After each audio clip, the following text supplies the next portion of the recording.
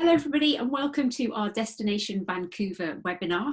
We're really excited to be joined by Krista Alcazar, who is Market Manager for International Markets at Destination Vancouver, who's going to be sharing lots of insight and tips about this awesome destination. Hello to you, Krista. Hello, thank you for having me today. Thank you for coming.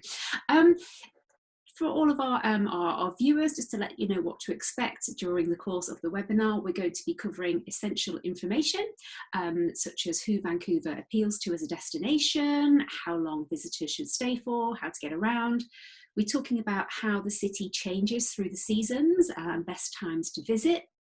We'll be talking about don't miss experiences, family-friendly activities, food and drink, always an important one, how to build Vancouver into wider itineraries such as cruise holidays, and also some marketing advice, selling tips, and additional ways Destination Vancouver can help agents. So over to you now, Krista. Can you set the scene for us by telling us a little bit about what kind of clients suit Vancouver and who should travel agents have in mind when they're thinking about Vancouver?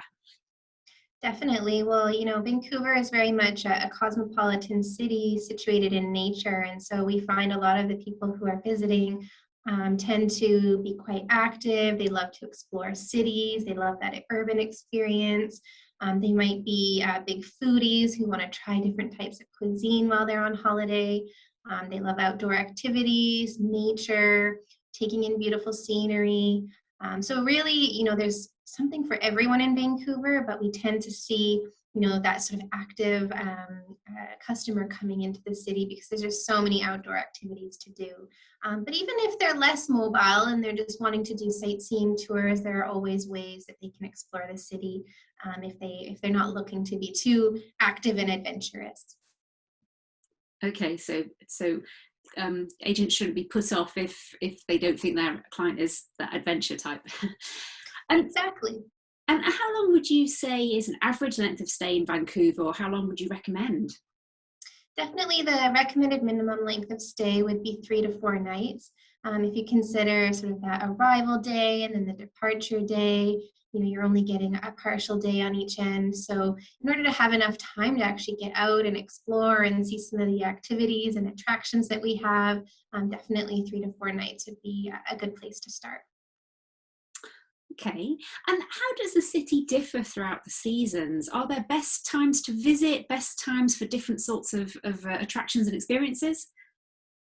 Definitely. So one of the great things about Vancouver is we have this really mild climate year round. So we don't get the extreme temperatures that you might see in other parts of Canada. During the winter season, for example, we don't really get a lot of snow in the city, but we do get snow on our local mountains. As you go into spring, we have our cherry blossom season where all the beautiful cherry blossoms are blooming, as well as all the other spring flowers. And then as we get into summer, we get the warmer temperatures. We've got 10 beaches throughout the city, so it becomes, much more of a beach vibe in the summer months.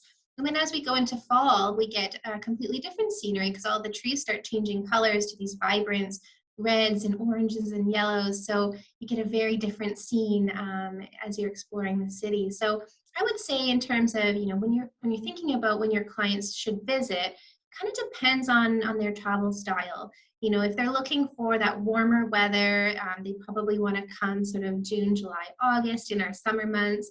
But those months do tend to be busier in the city. So if they're a client that might prefer, less crowded times to visit, I definitely recommend either the spring or the fall. Coming in April or May is a beautiful time of year, as well as September and October when we still do get warmer temperatures, just not quite as warm as in the summer. And then if they're looking for that kind of off-season time of year, the winter is great. There's so many activities you can still do in the winter time, and because it's so mild, you can still go for a bike ride, for example, in the winter. So kind of depends on the client's interest, but there's many options to choose from. Okay, you mentioned cycling there, which sounds like good fun. What would you recommend in terms of getting around the city? Is there good public transport? If clients are there, maybe not on an organised tour, but it's sort of spending time in the city independently, how can they get around? Definitely lots of great options. So we do have a great public transit system. We have a SkyTrain that connects from our airport right into downtown Vancouver. Only takes 26 minutes into the city, so it's a very convenient and quick way to get in. And then once guests are in the destination in the downtown area, it's a very compact and walkable downtown core. So generally you can walk from one end of downtown to the other in about 30 to 45 minutes. So I often recommend, check where your client's hotel is in proximity to the stations on the Canada line, which is the train that comes from the airport, because often it's, a 5-minute walk from the station to their hotel. So definitely exploring by foot is a great way to get to see the city, but also we have a lot of designated bike lanes throughout Vancouver. So I think there's kilometers and kilometers of paved bike paths, and they're set aside from the car traffic, so it makes people feel more comfortable and safer as they're riding their bikes. But we also have the seawall, which is a paved bike path all the way around the waterfront of the city. So that's also a top activity to do in the city, is to grab a bike and go cycling on the seawall. You go around Stanley Park, which is one of our top attractions in the city. And of course, you get the great views along the way. But also too, for someone who maybe is less mobile, there are great sightseeing tours that pick up from your hotel, that can pick up from Canada Place, which is where our cruise ship terminal is, and can take guests on a guided experience. So, there's lots of options depending on your client's interest and, how active they want to be. And then, of course, we do have taxis throughout the city. So that's an also easy way if they prefer to take a taxi from their hotel to dinner or to the airport. We do have that as well. Thank you. Must excuse this cough. It's just a tickly cough out of nowhere. What are the unique selling points for Vancouver? Definitely, I think it's that combination of urban and nature experiences. When you think of the province of British Columbia, there's so much outdoor nature, beautiful scenery to explore. But Vancouver is unique because we're also this cosmopolitan city, and we're just in the perfect spot where we have the ocean around us, we have mountains in the city, we're in a temperate rainforest. So I think one of the unique selling points is that when visitors come, they get to enjoy staying in a nice hotel, going to fantastic restaurants, eating great food, but they can go hiking, they can go on the trails and feel like they're not even in a city, and really they're still right in Vancouver, and do whale watching and kayaking and all these great experiences that you don't always expect to do in a city. No, you're right. There's not that many cities that you can have all of those whilst enjoying sort of cosmopolitan feel as well. What about top destinations within the city, experiences, activities that travel agents should definitely try to recommend?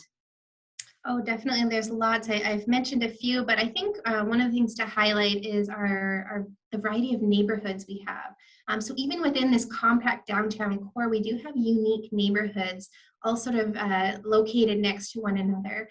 So definitely going out to Gastown, which is our historic neighborhood where Vancouver actually originated. It's got a lot of great boutique shops and cafes and restaurants to go to. We also have Chinatown, which is another historic neighborhood where we had a lot of people coming over from China when they were building the railway across Canada, and they settled in that area. And there's lots of great Chinese bakeries and restaurants and just really unique shops to explore. And then we have Yaletown, which is a residential neighborhood, but it used to be a warehouse district, and they actually converted a lot of the warehouses over to restaurants. So you've got this great dining scene in that neighborhood with outdoor patios. It's very vibrant, and because there's lots of residents living in that neighborhood too, it stays quite vibrant in the evenings as well.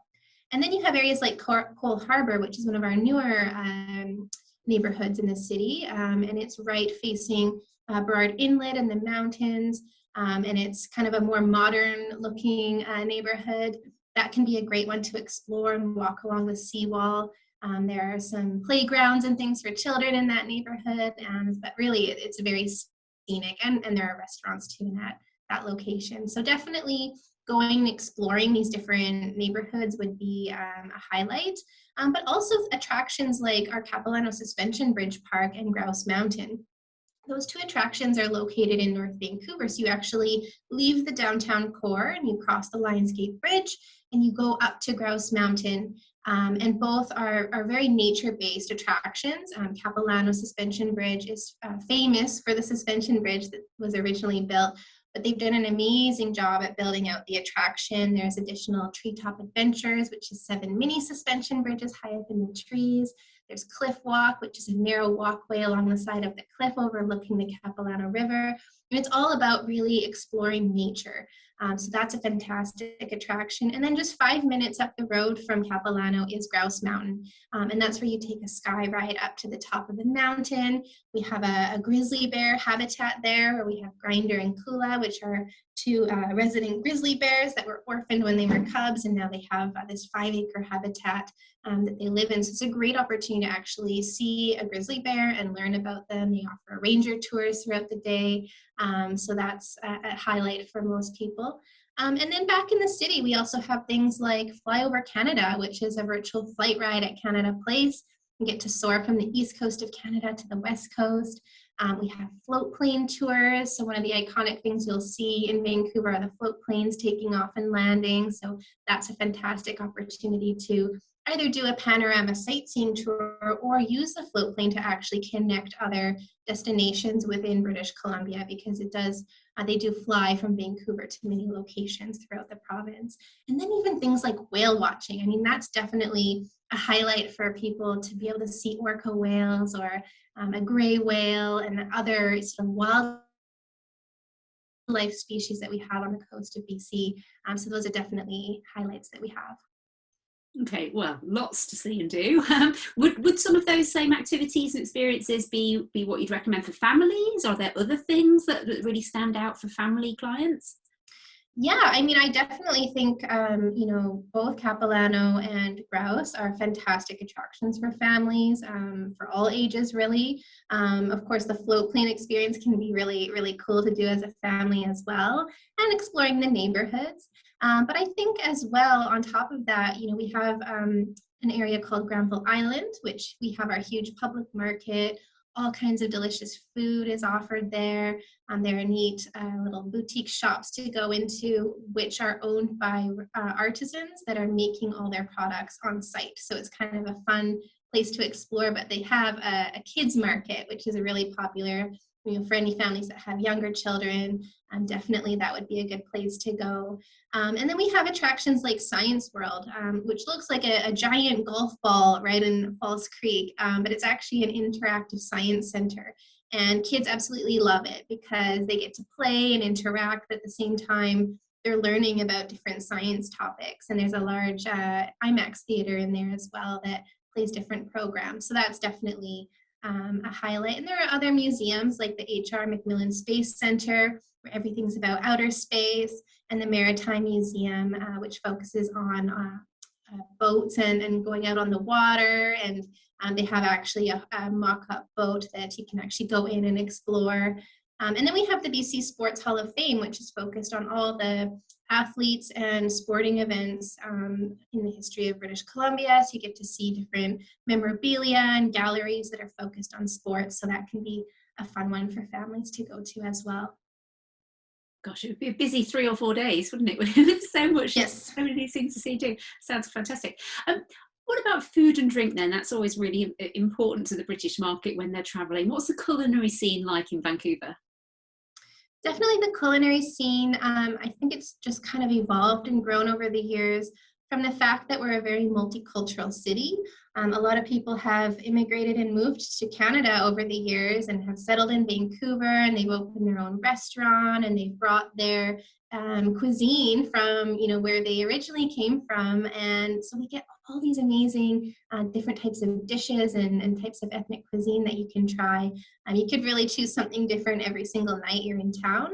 So I think that's quite nice, but also the chefs love to use local fresh ingredients. So it's about using what's in season, and they really create some unique flavors that way, and the flavors are stronger when you use local fresh ingredients.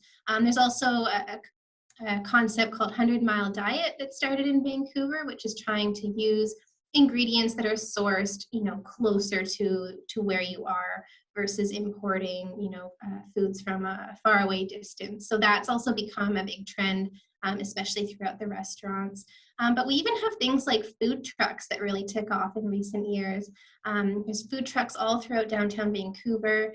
They set up at different times. There are apps you can use to try and find, which food truck you want to go to. But what's really cool is that a lot of the food trucks, they're really providing gourmet food, the type of food that you would get in a restaurant, but you can get it quickly, just as you're passing by the food truck. So that's kind of a neat way. If you're out exploring, you could just try some of the local food trucks. And then we've had a lot of craft breweries actually open in the last 5 to 6 years. So that's become really popular with locals, is to go and try all these different tasting craft beers that are being made locally. And so I think that's a great opportunity for people visiting to get out and kind of do as the locals do and go out and try some local craft beer. Fantastic. What other destinations or other experiences would typically be paired with Vancouver for a twin or multi-centre trip? There's so many options. I mean, British Columbia has so many different regions that you can explore, and you can really design some fabulous itineraries. And the good thing with Vancouver is most of the time your clients will be either landing in Vancouver at the airport, or they'll be departing from Vancouver. So it's very easy to sort of, combine Vancouver with other areas. I would say some of the highlights are definitely with Whistler, for example, in the winter if they're going up skiing. They can tack on a couple of nights in Vancouver. Same with Sun Peaks or any of the other BC ski resorts that we have. We also have the Okanagan region, which is our wine region. So that can be a fantastic area to pair with Vancouver.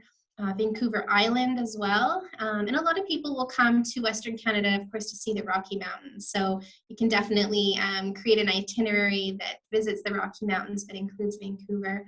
And there are experiences like the Rocky Mountaineer Train is really popular. And so that, of course, starts and ends in Vancouver. So easy to tack on a few nights there. But also we're seeing in the UK market a lot of interest in our bear lodges. So we have places like Sonora Resort, which are kind of right in wilderness. It's a luxury experience, but you get to do lots of bear tours and eco tours. You can go fishing. So you kind of get that great combination of being out in nature and adding a few nights in the city. It just creates that kind of complete holiday together. And what about on the cruise side? Is it possible to combine a city stay with a cruise in the local area or from Vancouver? Definitely. So cruises are a really important part of our industry. We are a home port for the Alaska cruise route. So we do have a full cruise season that runs usually starting in March or April and will run through October. So there are all kinds of itineraries, different cruise lines that are operating out of Vancouver. So definitely we recommend tacking on a few nights, pre or post the Alaska cruise. We've done a lot of surveys over the years to see what passengers think after their experience, and we found those that just come in and do the cruise and then leave. They come into the city and go, oh, I wish I had more time in Vancouver. I didn't realize there's so much to do. So definitely we want to encourage everyone to recommend those few nights if they are coming in to do the Alaska cruise, because what's really unique is that the cruise ship actually pulls right up into downtown Vancouver at Canada Place. So you can actually walk right off the cruise and walk across the street to your hotel. It's just so accessible. And so they do get to see the city, but if they don't spend that time, they're going to miss out on a lot of activities and attractions. Just see what they're missing out on. Yes. Am I right in thinking Vancouver is quite big in terms of sustainable tourism? Is there anything specific that's going on in terms of responsible travel in the city? Yeah, there's a lot going on. We have a long history of, prioritizing sustainability in Vancouver. Things like Greenpeace were founded in Vancouver in the 1970s. We're the headquarters for the David Suzuki Foundation. So it's really ingrained in so many aspects of the city and has been for a long time. So it's definitely continuing to be a priority for us. I mean, we've seen a lot of innovation in the city as well. Our Vancouver Convention Center was the first double LEED Platinum convention center in the world. So there's a lot of emphasis being put on the way buildings are built and trying to minimize how much energy they use. But even things like our taxi fleet, all our taxis have been hybrid vehicles since 2000. So, this is something that's just part of anytime we do something in the city, we think about how can we do this in a green way. And then we see companies like Harbor Air who are offering the float plane tours. They're actually building the world's first fully electric float plane. And they've actually had successful tests of it already. They've been out testing this float plane, and their intention is to actually switch over their entire fleet to be fully electric. So there's a lot of great initiatives, lots of innovation. And then, of course, we're trying to do our part as well. We have our renewable city strategy, which aims to have the city powered only by renewable energy, which we're actually already at 90% of that. So we're made some progress already. But we also have our Zero Waste 2040 initiative, where we're aiming to have zero waste by the year 2040. So lots of different things happening throughout the city on this topic, and it's kind of exciting to see what else is to come in the future. Yeah, that sounds like really leading the way actually there in terms of what cities can be doing. What marketing advice do you have for travel agents if they're looking to sell Vancouver? Yeah, so selling tips, I would say, definitely encourage that longer stay in Vancouver, but also take some time to get to know what there is to do in the city. I mean, obviously, listening into this session is a great start, but we do have resources available for travel agents. We do have our online training program called the Vancouver Specialist Program. There's 4 modules in it covering the key information about the city, and then there's a 5th optional module on luxury travel. And any of our Vancouver specialists that complete the training have access to an experience pass. So if you do actually come to Vancouver at any point in time in the future for a holiday or maybe for a fam, you would have access to this pass, and it gives you complimentary admission to the attractions and sightseeing activities. So a great way to get to know the destination firsthand. We also have a series of themed itineraries that are posted on our website. So if you go to destinationvancouver.com to our travel trades section, you'll see a section called itineraries, and there's actually 16 different itineraries, all for different themes. So there's one for each of the seasons. There's one for family travel, for luxury travel. We've added a new one for sustainable travel. So lots of great ideas there, and on those you can actually add your logo onto them and then forward them to your clients. So they're intended to be a bit of a sales tool that you can use as well to try and get your clients excited about their future holiday. Yeah. I'm sure it's a destination that just looks fantastic in social media content and whatnot, so many strong visuals that really bring it to life. Definitely, and we do have our online image gallery as well. So agents are welcome to register for our image gallery and then use any of those images. And we also have video content. So if you're looking for ways that you can sort of promote the destination, definitely you have access to that and you can use it in your social media. Brilliant. And any final thoughts on where the opportunities really are for agents? Anything else they should be thinking about when they're selling Vancouver? How to kind of keep it front of mind for their clients? I think definitely, thinking of the itineraries that are out there for BC, Vancouver really pairs well with any of them. And it's just making sure that you plan adequate time. I mean, British Columbia is a massive province. It's really big. It's a lot of land to cover.